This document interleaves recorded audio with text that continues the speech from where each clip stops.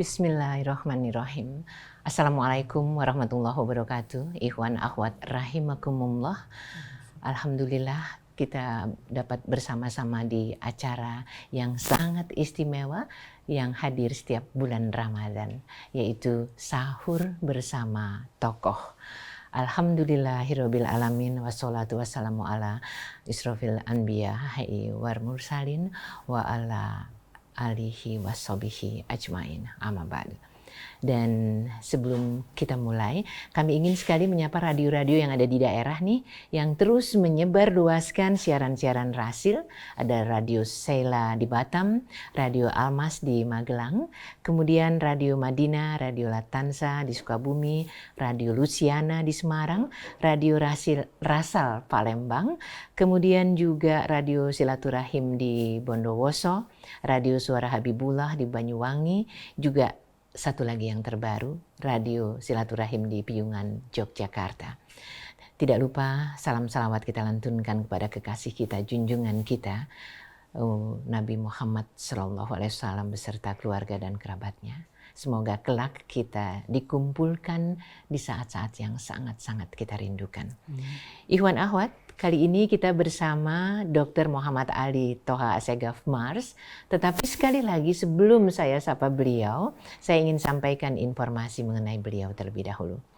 Dr. Muhammad Ali Toha Assegaf ini lulusan Fakultas Kedokteran Undip Semarang dengan pascasarjana di Universitas Indonesia. Dan pernah aktif di Rumah Sakit Cipto Mangunkusumo, Rumah Sakit Kanker Darmais, dan juga Rumah Sakit Umum Persahabatan. Dan bukan hanya aktif di ibu kota loh, dokter ini juga pernah menjadi kepala puskesmas di tempat yang jauh banget, Long Iram dan Sambojadi Kutai, Kalimantan. Mudah-mudahan nanti kita bisa dengar ceritanya ya. Dan dokter yang sangat aktif ini sampai saat ini masih sibuk dan aktif tetap dengan dunia kedokteran meskipun mungkin tidak secara konvensional. Dan satu lagi, Iwan apa tahu nggak? Selain aktif di Rumah Sehat Afiat, Dr. Toha adalah penemu metode Smart Healing dan merupakan pengkaji kedokteran Nabi. Di Toha Assegaf ini menulis beberapa buku, baik yang ditulis sendiri ataupun juga yang ditulis bersama-sama dengan tim dokter atau ustadz. Mau tahu bukunya apa aja? Wow, keren. Ada Sakit Membawa Nikmat, buku Self Healing, kemudian 365 tips sehat Rasulullah. Ini bukunya kayak gini, keren banget. Ya, oke. Kemudian ada buku Ketika Nabi Sakit, serta menulis buku Pintar Sehat Islami dan juga mengatasi insomnia. Subhanallah, sangat aktif dan kreatif sekali. Dan mari kita mulai, kita sapa beliau. Assalamualaikum warahmatullahi wabarakatuh, Dok. Waalaikumsalam warahmatullahi wabarakatuh. Sehat, alhamdulillah. Saya buka ya, masker ya. Ya, mudah-mudahan. Supaya jelas suaranya. Betul. Mudah-mudahan di acara sahur bersama tokoh ini menginspirasi, mempersuasi kita semua yang dengar ya, Dok ya. Insyaallah. Kalau cerita tentang masa lalu sampai dengan sekarang terkait dengan Ramadan pasti banyak sekali. Yeah. Yang ingin sekali kita dengar pertama itu dulu waktu ikut puasa di Ramadan itu di umur berapa dan disuruh apa maunya sendiri? Ya. Alhamdulillah rabbil alamin wassalatu wassalamu ala asrafil anbiya'i wal mursalin sayyidina Muhammadin wa ala alihi washabbihi ajmain, amma ba'du. Jadi saya lahir di Kota Solo. Besar di Kota Solo sampai tamat SMA ya. Nah, kemudian habis itu kuliah di Semarang di Fakultas Kedokteran Universitas Diponegoro. Nah, bagi saya sejak kecil Ramadan ini adalah sesuatu yang sangat unik, ya, sangat luar biasa, menarik dan memang meskipun masih kecil termasuk yang ditunggu-tunggu. Karena bulan Ramadan ini bulan yang padat dengan kegiatan-kegiatan yang sifatnya betul-betul membina kerohanian kita.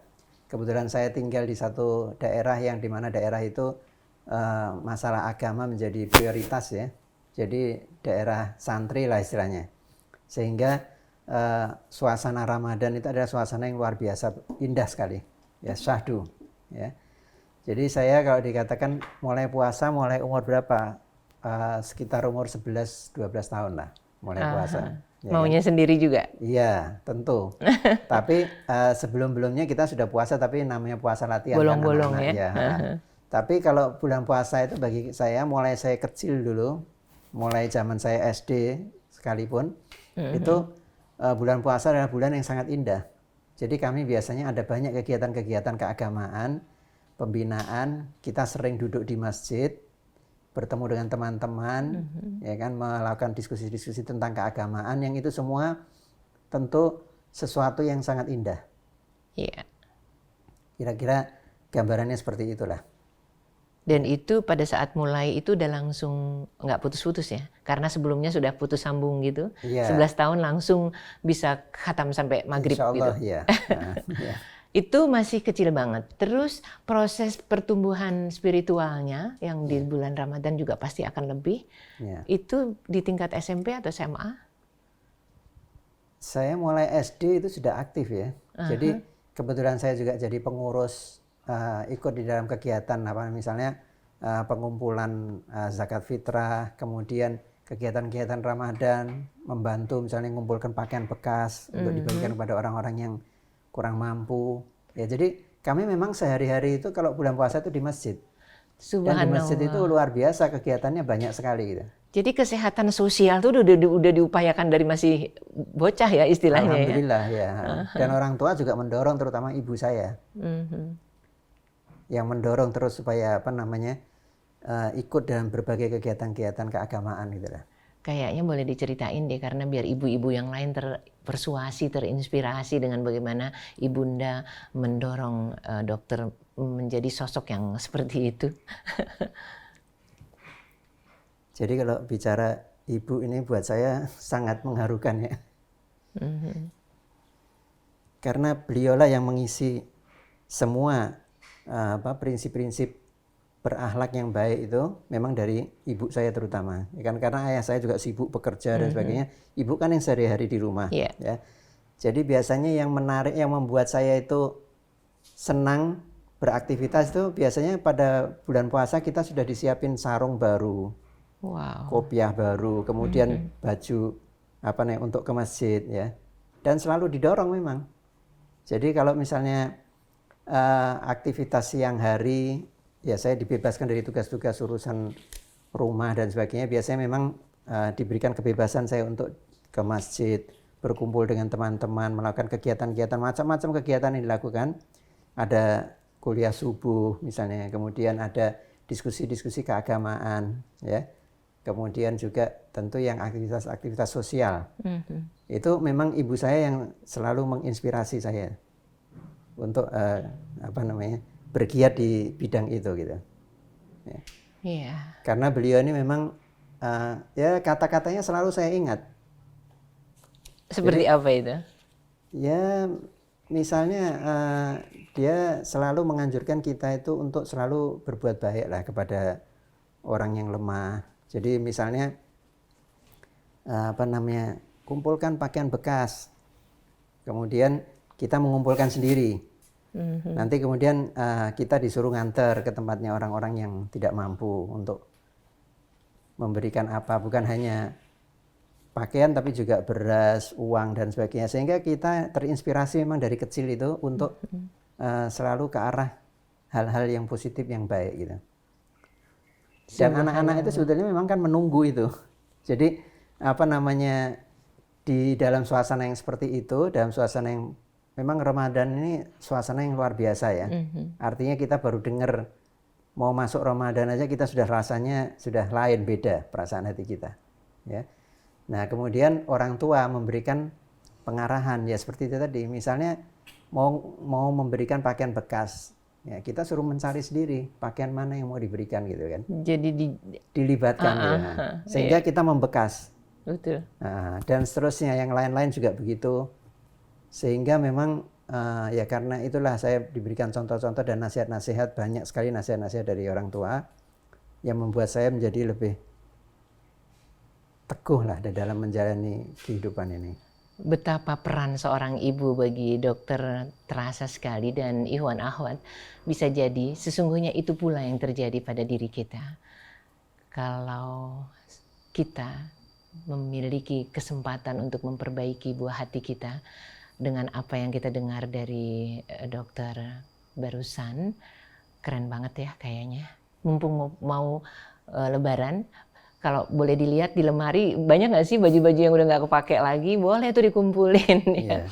Dok, Libatkan anak-anak dalam hal ini untuk dan tadi dokter bilang dokter yang harus mencari sendiri siapa yang akan diberi. Ini kan membuat kita jadi berpikir ya tentang orang-orang mana seperti apa gitu. Itu terkait dengan kesehatan sosial. Iya, sosial. Kalau untuk tingkat ketakwaan itu terasa banget tuh di usia-usia berapa, Dok? Maksudnya rajin sholat malam, rajin sholat tambahan, atau ngaji? Ya, saya dari kecil memang selalu didorong, dari mulai SD itu sudah didorong untuk itu, hal-hal seperti itu. Bahkan saya kan karena sekolah di sekolah yang memang sekolah ada pendidikan agama di situ, maka saya bahasa Arab juga waktu itu saya lancar ngomong bahasa Arab, ya. Keren ya. Masih kecil itu, masih SD itu waktu itu. Jadi itu semua dorongan dari ibu saya terutama meskipun ayah juga ada peranannya, tapi ibu saya itu yang paling luar biasa menginspirasi saya.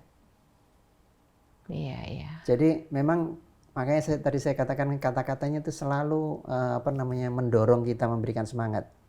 Dan itu yang menginspirasi saya juga, sama anak-anak itu tidak marah tapi selalu mendorong. Selalu terus kita berikan support anak-anak itu. Dan itu pasti pilihannya di diksi ya. Mendorong dengan marah itu kurang lebih sama, tapi kalau pilihan diksinya tidak tepat jadi seolah-olah marah ya. Iya. Jadi kita mendorong itu artinya ya pokoknya setiap anak punya kreasi, punya rencana, punya keinginan, maka kita lihat keinginan itu positif, maka kita harus bukakan jalan buat dia. Kalau sudah terbiasa begitu, maka dia akan mencari hal-hal yang positif. Gitu. Terbiasa ya, alam bisa karena biasa. Iya. Subhanallah. Kemudian ada lagi nggak sih titik di mana ibu menjadi sesuatu yang sungguh sangat luar biasa di dalam perjalanan dokter sampai dengan sekarang ini? Iya. Selain luar biasanya yang tadi itu. Saya rasa ya termasuk juga yang mendorong saya menjadi dokter juga ibu saya. Oh, jadi dipersuasi, ayo nak sekolah di kedokteran gitu. Karena kan gini, selalu saya diberitahukan bahwa kalau kamu menjadi dokter, kamu hidupmu akan cukup, ya, artinya tercukupi, dan kamu akan banyak bisa beramal menolong orang. Masya Allah. Ya. Dan itu yang selalu saya ingat-ingat. Jadi kamu jadi dokter untuk menolong orang, bukan untuk mencari uang gitu. Menjadi dokter untuk menolong orang, bukan mencari uang. Ya. Dan itu berarti mesti kos dong ya? Kan Solo ke saya kos Semarang? Di Jogja saya kos. Waktu kuliah itu? Iya. Dan nggak merasa berat ninggalin rumah? Sekali lagi karena itu dorongan yang kuat terus-menerus, ya kan? Dan ibu saya mengatakan bahwa saya akan bangga. Nah, kalau saya kebetulan anak laki cuma satu. Sendiri ya. Jadi ibu saya selalu mengatakan, kamu anak laki hanya satu, kamu harus jadi orang yang bisa saya banggakan, ya kan? Di antaranya itu dia memang ingin saya menjadi dokter, ya kan? Tapi keinginan dia juga bersambut dengan saya gitu. Artinya bukan maksa gitu ya. Tidak maksa. Alhamdulillah juga akhirnya berjalan lancar. Berjalan lancar kuliah sampai selesai. Nah, waktu selesai saya terus tugas ke Kalimantan. Yang jauh tadi itu ya, selesai itu. Jadi saya itu adalah dokter yang paling hulu sungai sendiri. Ke arah hulu sudah tidak ada dokter lagi. Betul-betul jadi satu-satunya ya, the one and only di sana ya. Iya. Saya sendiri aja di daerah pedalaman, dan ke arah hulu sungai itu sudah tidak ada dokter lagi. Saya terakhir paling hulu sendiri. Kebayang nggak sih betapa harus melayani segitu banyak masyarakat dari ujung ke ujung, sendirian pula. Bagi-bagi ceritanya deh dok, kali-kali gitu. Ya menarik karena di sana kan kebanyakan orang Dayak ya. Nah, yang budayanya kita sama sekali tidak pernah mengenal karena kita biasa tinggal di Jawa. Ya beda kan? sekali. Nah, beda. Tapi ya saya datang di kota di istilahnya kota itu maksudnya ibu kota kecamatan gitu lah. Ibu kota kecamatan Longiram itu. Tapi jangan dibayangkan seperti di sini, tidak ada. Kecamatan di sana. Iya, iya. Iya, di sana betul-betul kampung gitu. Rumah saya itu, rumah dinas itu betul-betul sendiri, berdiri sendiri, tidak ada tetangga kanan kiri, dan di tetangga depan tuh jauh. Jadi saya betul-betul tinggal di rumah panggung sendirian waktu itu. Mungkin kalau misalnya ada apa-apa, saya tidak ada orang yang tahu pasti. Kalau terjadi sesuatu pada diri yang saya. jaga Allah aja. Iya. Cuman karena di daerah situ itu juga banyak orang-orang Muslim ya waktu itu. Jadi saya masuknya lebih mudah. Lewat apa? Lewat dakwah itu. Iya, iya. Jadi saya selalu mengisi pengajian rutin di situ. Dan juga khutbah dan sebagainya. Sehingga masyarakat menerima gitu. Jadi ini dokter yang ustadz atau ustadz yang dokter gitu ya? Ya. Dan itu di sana berapa lama, Dok? Saya 3 tahun 3 bulan. 3 tahun 3 bulan, Masya Allah. Dan betul-betul sendirian di rumah panggung. Iya. Di bawah panggung tuh biasanya ada ular juga nggak? Oh, di sana kalau binatang-binatang gitu itu udah biasa itu kita temui. Dan tapi mereka tidak mengganggu ya? Enggak, alhamdulillah enggak ada saya enggak pernah mempunyai pengalaman yang buruk lah tentang masalah itu ya. Nah, cuman kita ya mandinya pakai air Sungai Mahakam. Jadi belakang rumah saya itu Sungai Mahakam, ya kan? Itu yang kalau banjir naik ke atas, kalau lagi pasang ya, itu airnya naik sampai ke daratan. Tapi nggak sampai ke rumah panggung kan? Nggak sampai ke atas ya. Ya kadang-kadang di bawah ada sedikit air gitu lah. Ya. Saya pernah dengar kalau di daerah Kalimantan itu untuk dikonsumsi untuk segala macam mandi yang tidak harus ke sungai itu dari air hujan ya? Atau, ada air hujan juga. Kan belum ada ledeng waktu itu kan? Ya, enggak ada. Itu saya kan waktu itu tahun 86 ya di sana. Ya, jadi tidak ada air ledeng, tampungan air hujan terbatas, ya kan, tidak besar. Jadi kita mandi, minum, itu kita pakai air Sungai Mahakam. Masya Allah, air Sungai Mahakam diminum nggak masalah gitu? Iya. Keren dimasak dulu kan. Jadi biasanya kita endapkan dulu semalam, kemudian diambil yang airnya, atasnya yang bening atasnya itu. Ya kan. Tapi enggak bening juga. Makanya di sana itu kalau orang minum teh susu itu biasa. Karena airnya warnanya seperti teh susu. Iya. Dan selama 3 tahun 3 bulan itu pulang nengokin ibunda tercinta nggak? Oh iya. Berapa kali? Saya sempat 2 kali saya pulang. 2 kali. Iya. Jadi ada penghibur rindu lah dari ibunda ya. Pasti ya. Anak lanang siji-sijine atuh gitu. Betul, persis ya. Ibu saya ngomongnya gitu juga. Jadi berbuat baiklah kepada orang yang lemah. Itu yang harus kita ingat dari apa yang ibunda dokter sebutkan tadi. Dan bicara soal ibu, teman-teman ikhwan akhwat yang dikasihi Allah. Cinta ibu itu berlabuh, perjuangannya menawan, doa-doanya terlantunkan senantiasa dan perhatiannya juga senantiasa tercurahkan. Belum lagi sentuhannya yang begitu hangat, membesarkan dan semangat yang muncul. Tetap dengan senyum meskipun derita melilit dan menggoyahkan hati orang lain, tapi beliau tetap tangguh ada untuk kita. Dan itulah saat yang paling tepat kalau kita mengingat beliau untuk berdoa ya.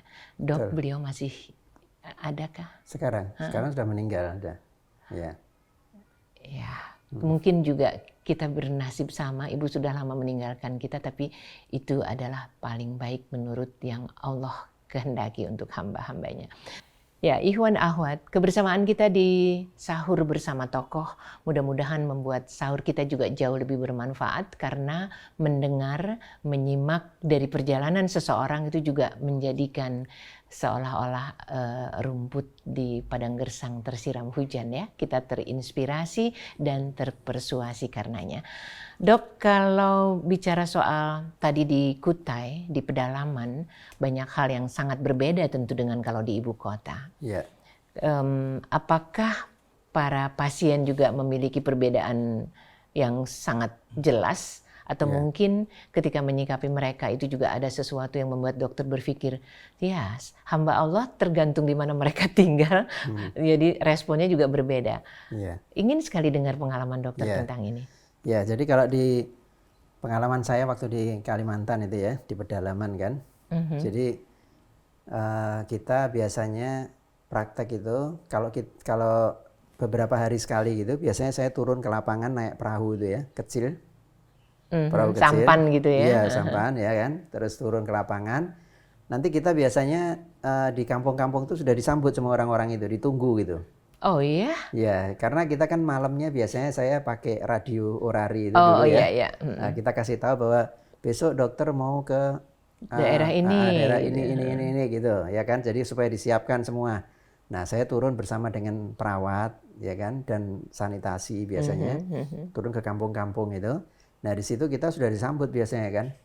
Nah, di antaranya misalnya kalau di kampung yang mayoritas muslim misalnya disambut dengan sholawatan, dengan ditebarin bunga segala macam. Ya kita senang aja karena kita lihat bahwa kehadiran kita ini memang diharapkan oleh masyarakat di sana. Kalau di daerah-daerah orang Dayak biasanya kita dimandiin pakai air mahakam. Oh, itu ritual tersendiri ya jadi ya seolah-olah ya. Jadi begitu kita merapat itu sampan disirami pakai air mahakam, dia bilang katanya biar dokter nanti kembali ke sini lagi gitu.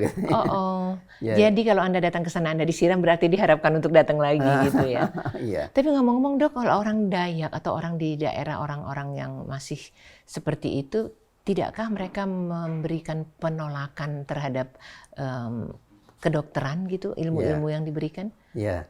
Kalau di daerah situ kan memang dari dulu memang sudah ada dokter ya, berganti-gantian. Sebelumnya. Saya kan menggantikan juga orang situ. Umumnya mereka punya kesadaran juga sih tentang kesehatan itu. Jadi kita jangan membayangkan kalau orang Dayak itu terbelakang, misalnya enggak juga sih. Mereka tahu juga tentang pengobatan-pengobatan itu dia tahu. Dan di situ di setiap kampung itu ada perawat-perawat yang praktek sebagai mantri gitu. Jadi biasanya mereka kalau sakit datang ke mantri gitu kan berobat. Jadi kalau saya datang ya itu kesempatan orang untuk menyampaikan problem-problem yang tidak bisa diatasi oleh perawat-perawat yang bertugas di pedalaman itu. Kalau dukun masih ada? Masih ada dukun, masih. Tapi mereka juga tidak melakukan penolakan lah ya, biasa aja gitu. Enggak, biasa aja. Bahkan seperti misalnya saya ada kenal salah satu kepala adat di situ. Itu dia kalau sakit dia pasti panggilkan Pak Dokter gitu. Oh iya. Jadi rasa percaya mereka sudah tumbuh sedemikian rupa ya. Iya. Ya kita kasih obat biasa, kita suntik, kita kasih saya sih tidak menemukan hal-hal yang aneh-aneh ya. Biasa aja, cuman memang masyarakatnya itu lebih banyak waktunya itu di ladang. Dan ladangnya itu jauh dari kampung. Wow. Makanya kalau kita mau turun itu sebelum-belumnya harus kasih tahu dulu supaya mereka nanti dipanggil sama keluarganya kan kumpul dulu di kampung. Nah kita datang, ya biasanya mereka datang konsultasi sama karena dokter. Perjalanan dari ladang ke kampung jauh sekali ya kan? Iya, jauh. Nah, itu yang yang pengalaman seperti itu. Tapi ya namanya masyarakat di sana memang masih banyak yang belum begitu paham juga ya masalah kesehatan. Jadi kita memang harus lebih banyak memberikan ceramah-ceramah, motivasi, mempersuasi mereka. Saya punya pengalaman pernah ada pasien misalnya pasien hamil. Saya udah bilang gini, nanti karena hamilnya itu sungsang ya. Jadi saya bilang kalau kira-kira baru 7 bulan atau 8 bulan itu harus sudah dibawa ke Samarinda karena harus dioperasi gitu. Ternyata dia sudah masuk 9 bulan baru dia naik perahu mau ke Samarinda. Pas kebetulan saya naik perahu yang sama. Di perahu melahirkan? Jadi di perahu itu tiba-tiba saya tengah malam dibangunkan gitu. Dikasih tahu, Pak Dokter, ini istri saya mau melahirkan di bawah. Loh, saya lihat, ini yang letak sungsang ini, pasien ini. Jadi akhirnya ya saya terpaksa menolong dengan, saya tidak bawa alat-alat. Dengan apa yang seadanya aja gitu. Ya kan? Tapi alhamdulillah pasiennya tertolong. Dan sungsangnya tidak repot banget. Tidak terlalu repot, bisa kita tolong, kita keluarkan bayinya, lahir, sehat. Ketika sudah sampai di kota, saya minta untuk dibawa ke rumah sakit untuk mungkin perlu dikasih lebih bersih lagi lah. Karena kita kan dengan apa adanya kan saya tidak berani menjamin kebersihannya gitu ya.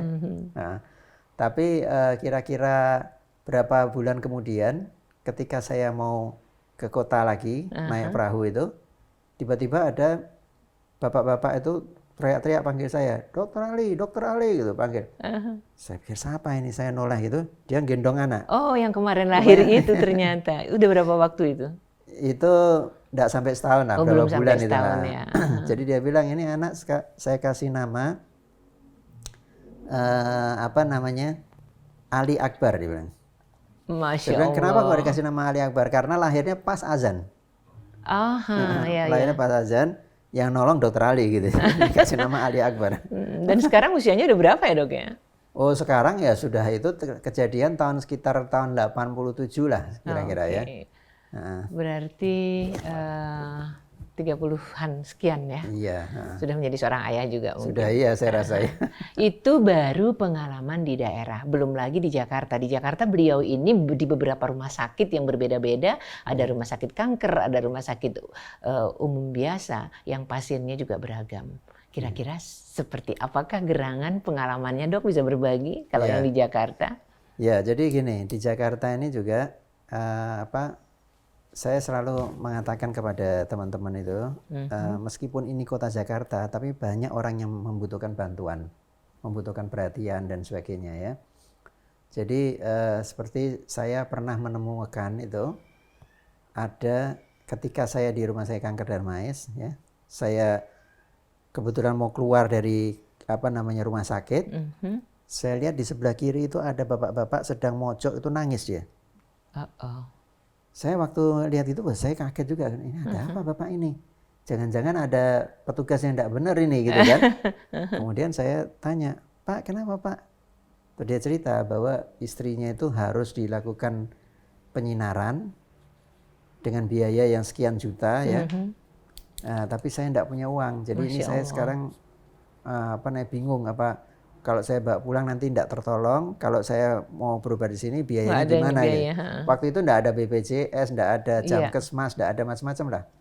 Jadi masih belum terurus lah masalah-masalah gitu ya. Jadi akhirnya saya ajak bapak itu ke bagian kasir, saya bilang, udah ini sekarang sementara ditolong dulu. Masya Allah. Ya kan, insya Allah nanti kalau dia tidak punya biaya ya nanti kita bagaimana caranya kita usahakan lah. Ya kan, dibantu, termasuk dari saya juga gitu kan. Nah sudah, setelah itu ternyata akhirnya dilayani pasien itu. Dan hasilnya bagus.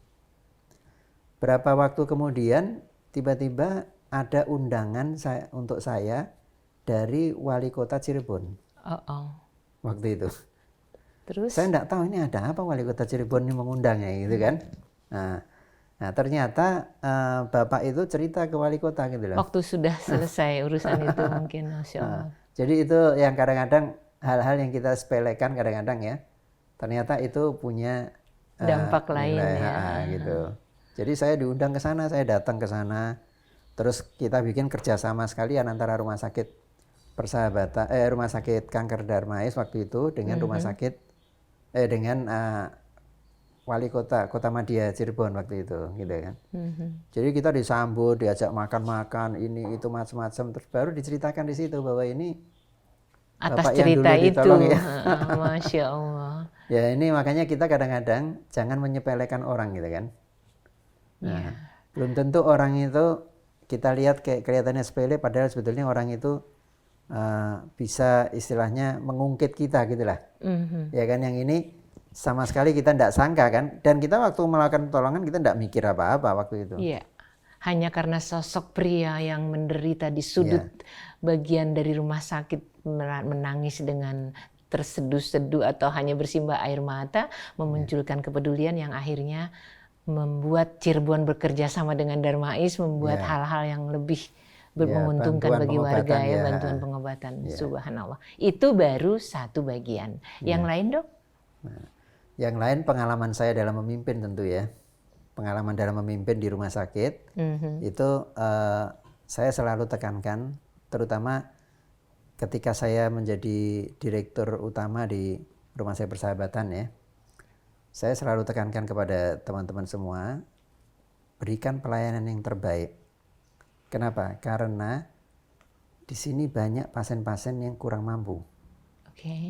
Kalau orang kaya, dia mungkin berobat ke rumah sakit ini, dia tidak puas, dia bisa berobat ke tempat lain, dia bisa membayar karena dia punya uang.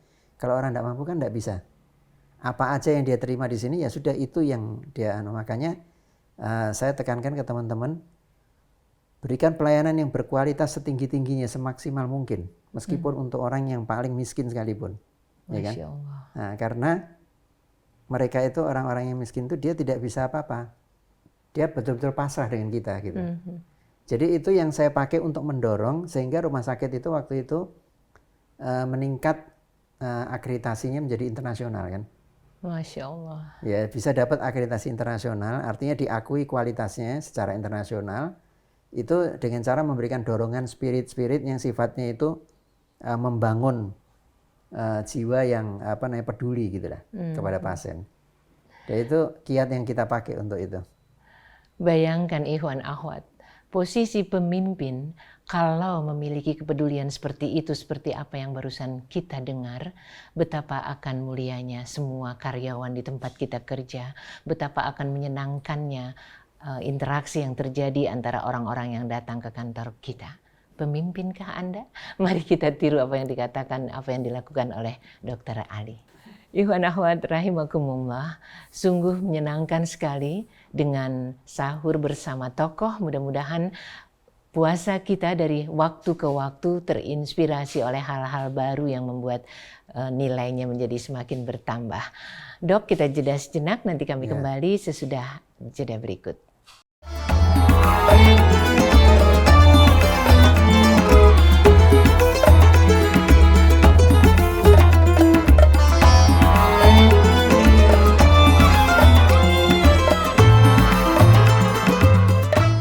Terima kasih, masih tetap bersama Rasil untuk Islam yang satu. Sekali lagi untuk radio-radio di daerah yang menyebarluaskan siaran ini, terima kasih banyak. Salam untuk semua pendengar-pendengar radio yang juga menyiarkan siaran Rasil.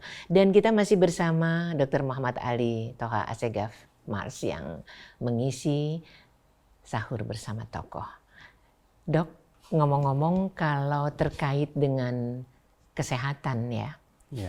Puasa seperti yang dicontohkan Rasulullah di masa pandemi mungkin bisa menjadi pegangan juga bagi kita sekarang yang kebetulan pandemi juga nih. Iya. Jadi gini, puasa yang dicontohkan oleh Rasulullah SAW, kan kita semua ingin puasa itu seperti yang dicontohkan oleh Nabi SAW ya. Nah, bagaimana puasa yang dicontohkan Nabi ini kalau dikaitkan dengan pandemi? Situasi pandemi ini kan berarti kita harus menjaga daya tahan tubuh.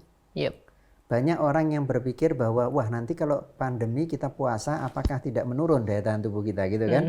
Nah, sekarang bagaimana caranya supaya kita dalam puasa ini bisa menjalankan puasa dengan baik, ibadahnya semua, tapi kondisi daya tahan tubuh kita tidak turun, ya kan? Nah, kita contoh apa yang dicontohkan oleh Rasulullah SAW. Yang pertama bahwa Rasulullah SAW itu mengajarkan kepada kita bahwa puasa itu bukan hanya menahan diri dari lapar dan dahaga. Ya. Ada hadis itu yang menyebutkan bahwa banyak orang-orang yang berpuasa itu dia tidak mendapat kecuali hanya lapar dan haus saja. Kenapa? Karena dia tidak menjaga yang lain-lain. Sementara puasa itu kan sebetulnya bukan hanya lapar dan haus ya. Lapar dan haus dan hasrat aja bukan, tapi lebih dari itu kan. Kita artinya memperbaiki hati kita dan pikiran kita dan sebagainya gitu kan. Nah, ini yang dicontohkan oleh Rasul itu yang harus kita sadari satu itu. Yang kedua adalah bahwa karena manusia ini kan bukan benda mati ya. Kalau benda mati itu misalnya tidak ada kebutuhan-kebutuhan yang tidak diberikan secara rutin karena dia benda mati. Ya. Tapi kalau manusia ini karena hidup, tubuhnya selalu bekerja, maka dia dibutuhkan energi cukup, air cukup gitu kan. Nah, ini yang sering yang dicontohkan oleh Rasulullah SAW adalah bahwa Rasulullah mengatakan pertama, kalau puasa itu suruh sahur. Meskipun hanya dengan seteguk air. Ya. Ini kenapa? Karena sahur itu penting untuk menjaga daya tahan tubuh kita. Nah, ada orang-orang mungkin yang merasa bahwa oh saya kuat tidak sahur kok, ya kan? Nah, tapi nanti dia akan mudah sekali terserang penyakit. Jadi satu, jalankan sahur. Ini kan sunnahnya Rasul juga nih, sahur nih. Dan ini menyehatkan, ya, supaya kita daya tahan tubuh kita terpelihara. Kemudian yang kedua, melambatkan waktu sahur dan mempercepat buka puasa. Jadi kalau deket-deket subuhan baru berhenti gitu ya, jangan sahur dari jam 2. Iya gitu. Kemudian mempercepat buka puasa juga kan. Makanya kita mengenal apa yang disebut takjil ya. Iya. Takjil itu kan sebetulnya batalin dulu gitu. Ya kan? Nah, supaya orang cepat berbuka puasa gitu ya. Iya. Nah, kemudian yang ketiga adalah perintah sholat tarawih. Di mana sholat tarawih ini manfaatnya luar biasa besar karena kita kan seharian perut kita kosong, ya, sistem tubuh kita yang mencerna makanan itu tidak bekerja. Iya. Kemudian ketika kita makan, masuk makanan mereka bekerja, ya kan? Nah ini pekerjaannya kan berat tentu. Ya dari kan? Diem langsung aktif gitu ya. Iya gitu, pekerjaannya berat. Nah ini akan terbantu dengan gerakan-gerakan sholat tarawih itu. Membantu pencernaan. Di samping membantu pencernaan juga melancarkan peredaran darah, proses penyerapan makanan dan sebagainya. Lewat gerakan-gerakan tarawihnya itu. Lewat gerakan-gerakan tarawih itu, ya kan? Nah kemudian yang keempat adalah buka puasa itu orang disuruh makan yang manis-manis atau Rasulullah mencontohkan makan kurma. Iya. Nah, saya bahkan menganjurkan kan ada orang-orang yang punya kecenderungan gula darahnya rendah. Ada itu orang-orang tertentu itu mudah turun gula darahnya malah. Drop gitu ya. Nah, ya. Nah, untuk orang-orang ini malah saya anjurkan makan kurma itu bukan hanya pada waktu buka tapi juga pada waktu sahur. Jadi sahur dan buka. Kenapa? Karena kurma itu mengandung serat yang tinggi, mengandung gula yang tinggi, dan mengandung bahan-bahan yang bermanfaat untuk tubuh.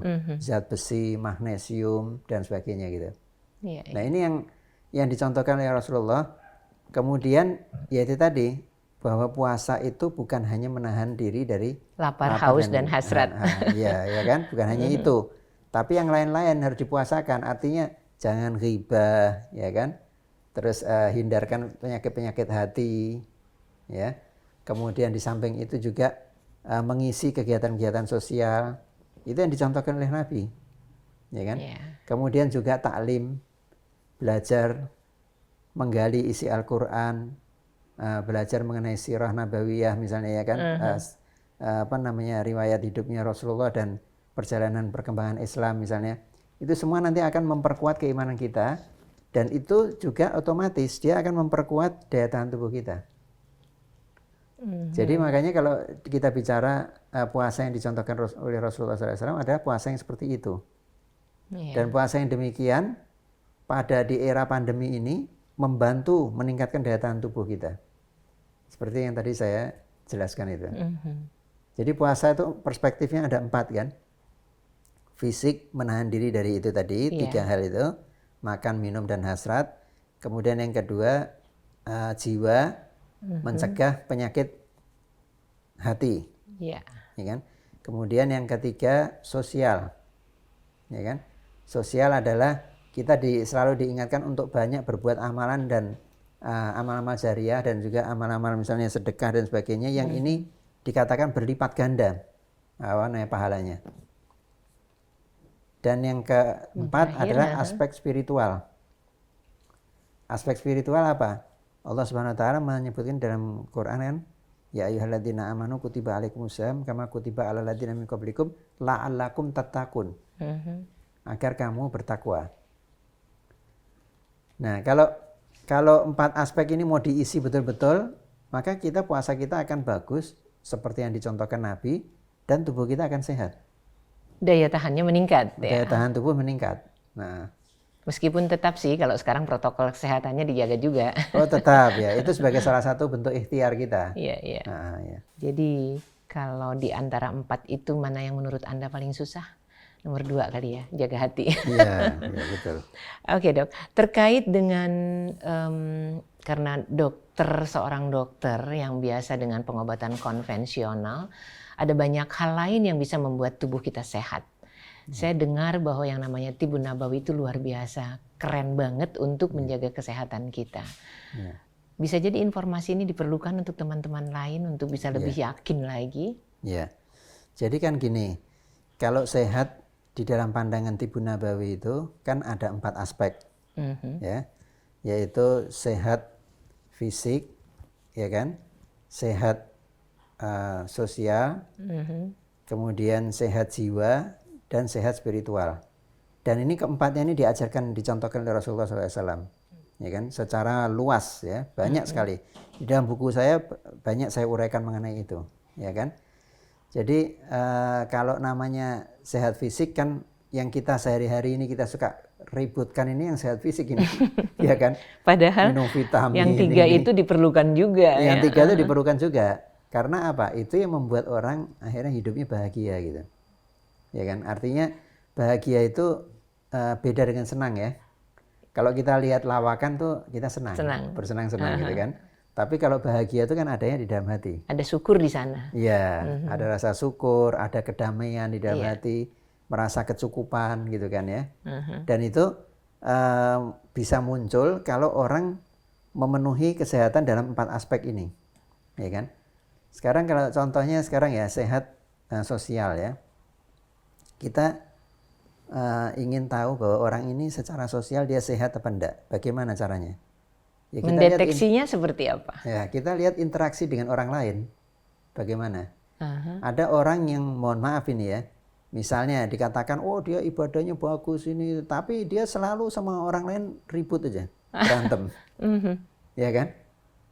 Atau dia bersikap tidak baik lah kepada tetangganya dan sebagainya. Rasulullah mengajarkan sama kita, ya kan, supaya kita sama tetangga itu menghormati, sama tamu kita menerima dengan baik dan sebagainya.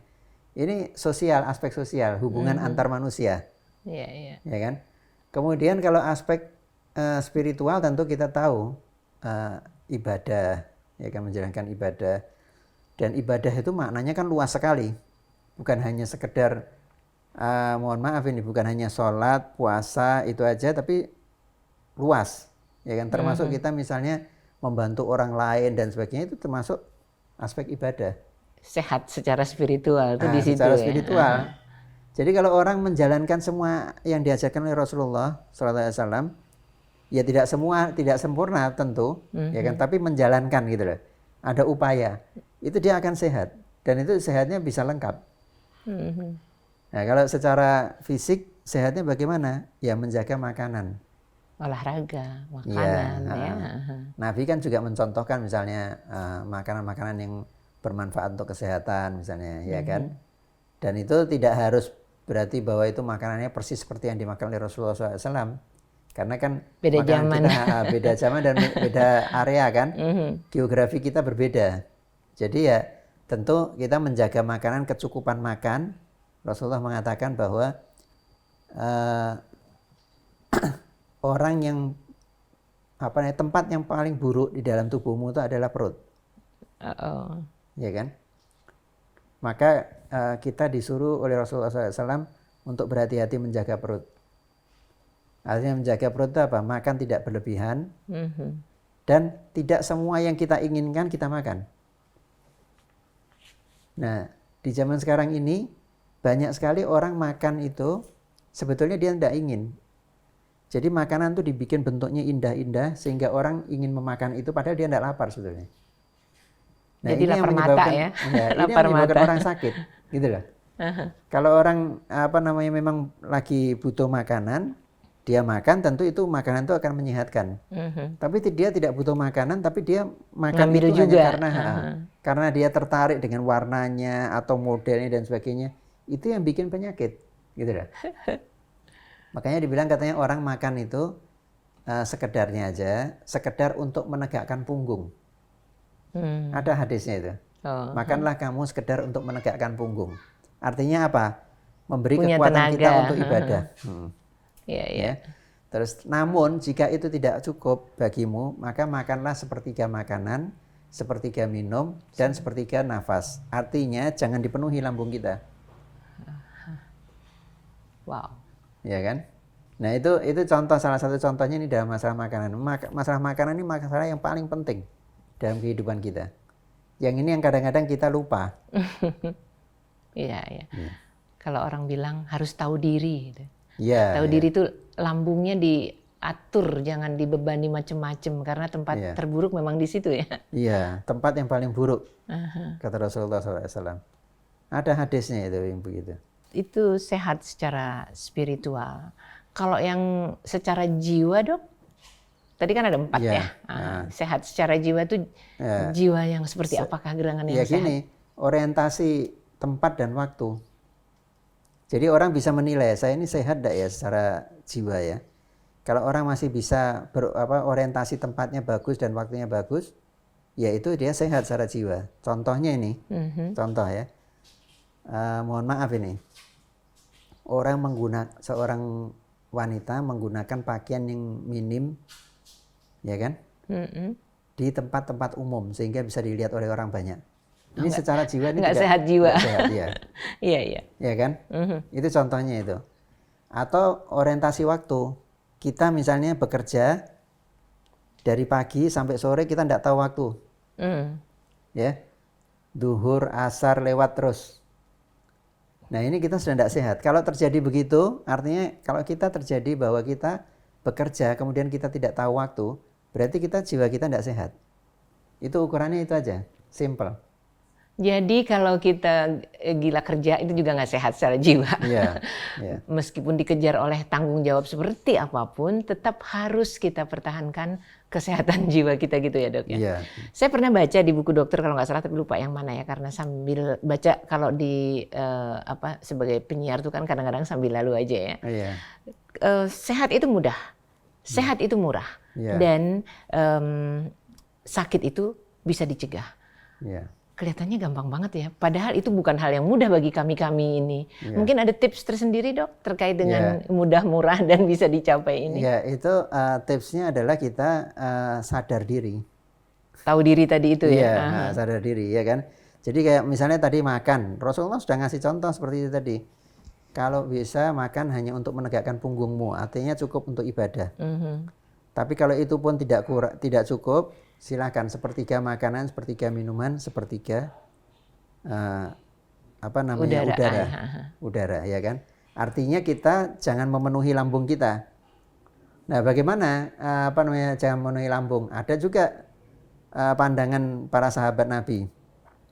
Ketika sahabat itu ditanya, resepnya apa ini? Kalian kok sehat-sehat semua nih, sahabatnya Rasulullah kan? Ditanya apa? Nahnu qaumun la na'kul hatta naju wa idza akalna lam nasba. Kami ini adalah orang-orang yang tidak makan kecuali kalau lapar. Makannya hanya kalau lapar aja. Wa idza akalna lam nasba, dan kalau kami makan, kami tidak sampai kekenyangan. Ya. Dan itu ternyata penelitian menunjukkan bahwa ternyata sensor kenyang kita di otak ini itu munculnya terlambat. Jadi kita saat ini sudah kenyang ya, makan sudah kenyang, itu kita belum terasa kenyang. Sensor kenyang kita baru ketahuan setelah sekian menit setelah sesudah itu. Nah, ada penelitiannya itu. Nah, dengan pandangan seperti ini berarti benar itu, berhenti sebelum kenyang. Sebab siapa tahu itu sebetulnya udah kenyang ya. Iya, kan? gitu. Iya. Sayang tapi makanannya enak gitu. Iya. Jadi akibatnya kita lalainya hanya karena lapar mata tadi yang dokter bilang. Iya, persis. Ya. Atau juga kadang-kadang sayang kalau tidak dihabiskan gitu ya. Tapi akhirnya dia makan banyak gitu.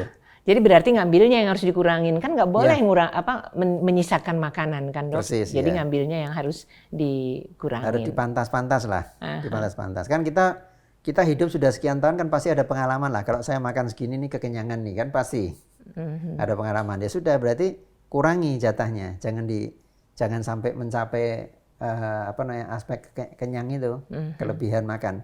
Karena kan kita tidak bisa mengatakan, saya misalnya ada pasien tanya itu kan, saya makan berapa sendok? Tidak bisa saya mengatakan begitu karena tiap orang beda-beda. Beda-beda. Apalagi kalau sendoknya kecil sama gede ya. Iya. Jadi ya silakan diukur sendiri. Yang kedua jangan nambah, itu paling penting itu. Oh, jadi tanduk nggak boleh ya? Nggak boleh ya, karena ini enak nambah lagi misalnya. Nah itu sudah penyakit tuh nanti. Coba perhatikan. Jadi yang ketika kita mengatakan tambah, itu sudah di dalamnya harus diingat itu ada unsur-unsur yang bisa menyebabkan kita sakit, kelebihan zat gizi. Iya. Gitu. Jadi itu yang disebut mudah. Artinya tinggal kita mengendalikan diri aja. Iya. Orang sebagian besar penyakit ini karena kelebihan makan. Mudah, sehat itu mudah kalau kita jaga makan berarti gitu. Iya. Nah, kalau yang murah?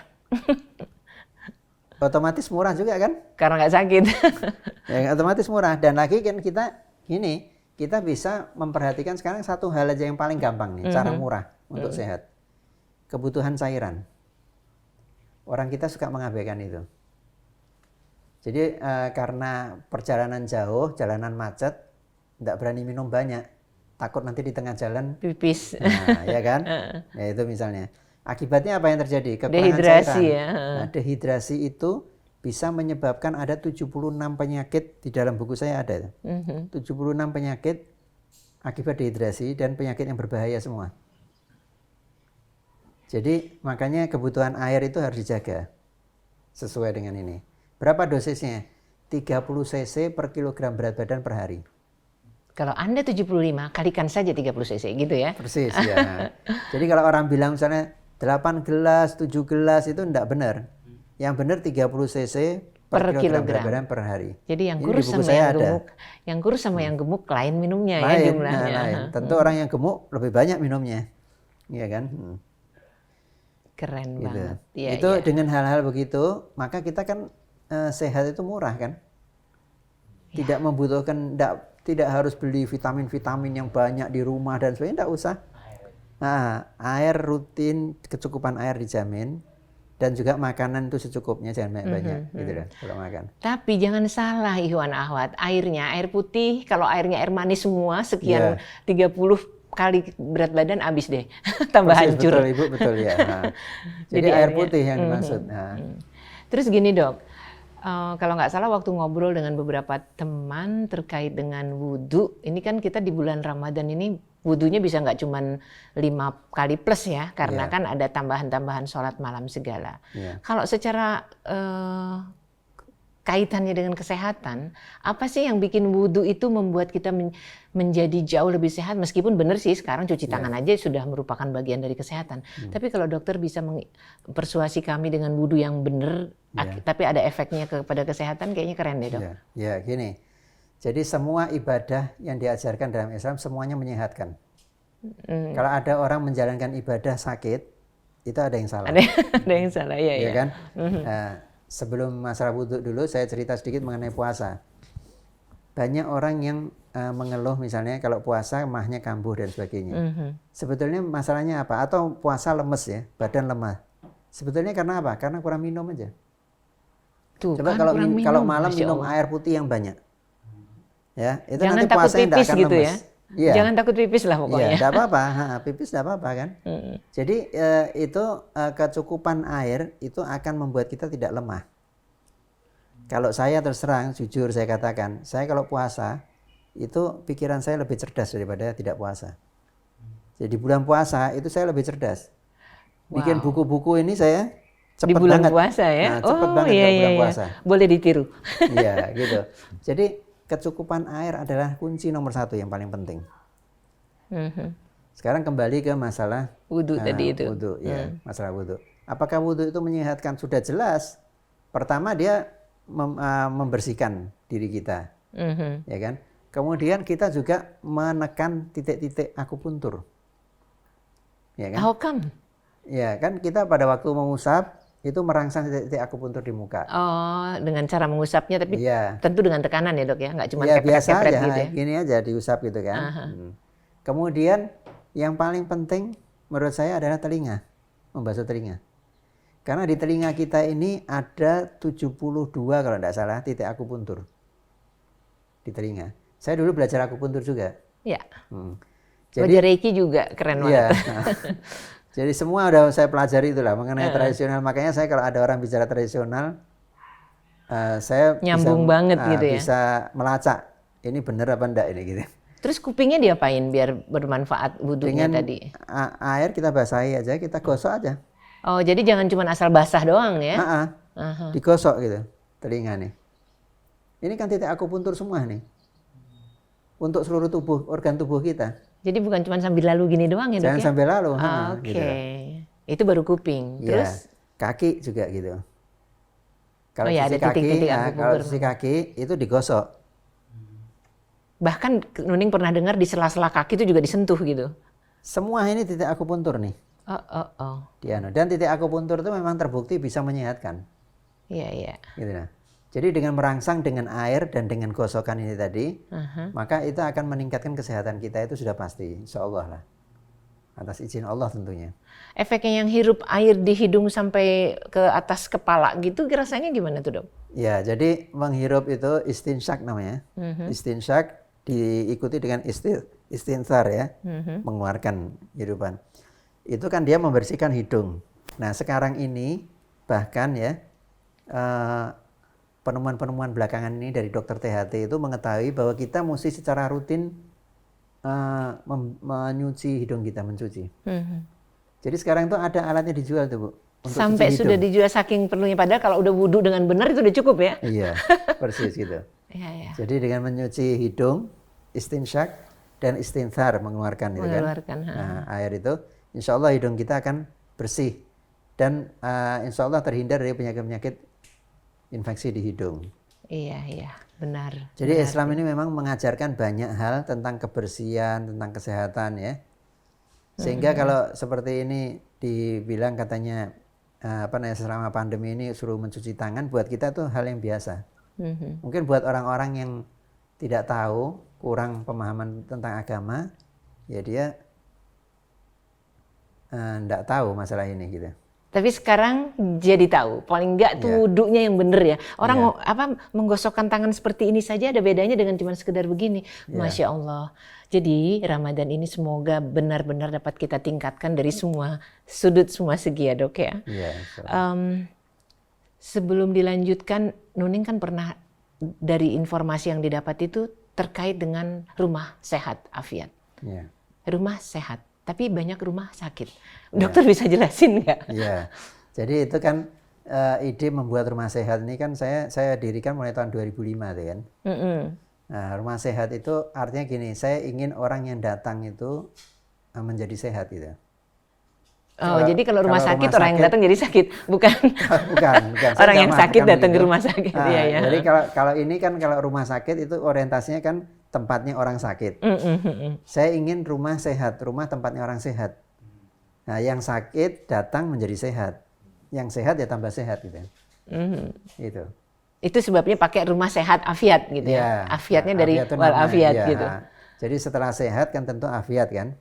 Itu kan dua hal yang berbeda tapi berkaitan satu sama lain. Beriringan. Iya. Dan menarik itu nama sekali. Sudah saya patenkan, tapi ya sementara ini pandemi kan ya enggak praktek. Stop dulu ya. Stop, jadi betul. Ya. Terkait dengan buku Dok, buku yang dokter tulis begitu banyak. Ini ada tips sehat ala Rasulullah 365, berarti satu hari satu bisa dimanfaatkan ya. Terkait dengan buku-buku Dok, sekarang di zaman milenial ini, itu kan banyak orang membaca lewat gadget ya, e-book. Apakah buku-buku dokter semuanya ada di dalam e-booknya atau hanya beberapa yang bisa diakses mungkin kalau teman-teman pengen tahu gitu? Iya. Kalau yang 365 ini sudah ada e-booknya. Berarti kalau yang ini Smart Healing ini sudah saya buat tapi belum jadikan e-book belum. Sudah jadi, tinggal dibikin e-booknya. Oke. Keren banget. Coba waktunya 2 jam ya, asik banget ya, tapi kita cuma punya waktu segini Dok, mungkin ada sesuatu yang perlu sekali kami dengar dokter sampaikan di penghujung pertemuan sahur bersama tokoh ini. Monggo. Ya, jadi kita hidup ini waktunya terbatas, ya kan, dan tentu ada tugas-tugas yang kita bawa di dalam hidup ini. Karena ada tugas-tugas yang kita bawa, maka kita laksanakan tugas itu sesuai dengan profesi masing-masing. Tentunya tiap orang beda-beda semua. Kalau saya misalnya suruh jadi penyiar mungkin tidak bisa ya kan. Tapi saya jadi dokter ya sudah, apa yang bisa kita lakukan. Dan sekarang ini karena banyak juga orang yang minta saya suruh sharing ilmu. Setelah saya berhenti selama lebih dari 1 tahun saya tidak pernah sharing. Karena saya kesibukan saya sebagai direktur di Rumah Sakit Persahabatan waktu itu. Maka sekarang ini kita mulai lagi, saya buka lagi, memberikan ceramah-ceramah dan sebagainya tentang sharing tentang Tibun Nabawi. Dan ini Tibun Nabawi ini harus betul-betul digali, dipelajari betul. Kenapa? Manfaatnya luar biasa banyak. Dan tadi saya katakan murah, mudah, dan insya Allah akan memberi manfaat yang jelas. Jadi bukan manfaat yang tidak jelas, ini manfaat yang jelas. Begitu kita mengerjakan apa yang Rasulullah perintahkan, langsung kita merasakan manfaatnya. Maka mari kita sebagai umat Islam, kita gali terus ini Tibun Nabawi dan kita terapkan dalam kehidupan sehari-hari. Ya. Semua ibadah, jangan lupa tadi saya katakan bahwa semua ibadah akan menyehatkan, tidak usah takut. Ngerjakan apa saja itu semua akan menyehatkan. Kalau kita melakukan ibadah kemudian kita sakit, maka ada yang salah di dalam menjalankan itu. Ya, saya rasa itu yang penting. Subhanallah, keren banget Dok. Terima kasih sekali. Sahur bersama tokoh kali ini, mudah-mudahan yang masih tidak boleh dan tidak boleh terlupakan di antara bagian tentang sehat tadi adalah bagaimana sosok seorang ibu mempengaruhi beliau. Wahai ibunda, betapa aku rindu padamu. Aku rindu sekali. Andai engkau ada di sini, aku akan memelukmu. Aku akan mendekapmu dan aku akan mohon agar Allah juga menjagamu melebihi apapun. Subhanallah, keren banget ya. Mudah-mudahan dan ini di bulan Ramadan, kembang melati sungguh indah di tengah taman jadi hiasan. Harum Ramadan merebak sudah. Mohon maaf, khilaf dan salah untuk dimaafkan. Terima kasih. Billahi taufiq wal hidayah. Wassalamualaikum warahmatullahi wabarakatuh. Waalaikumsalam warahmatullahi wabarakatuh.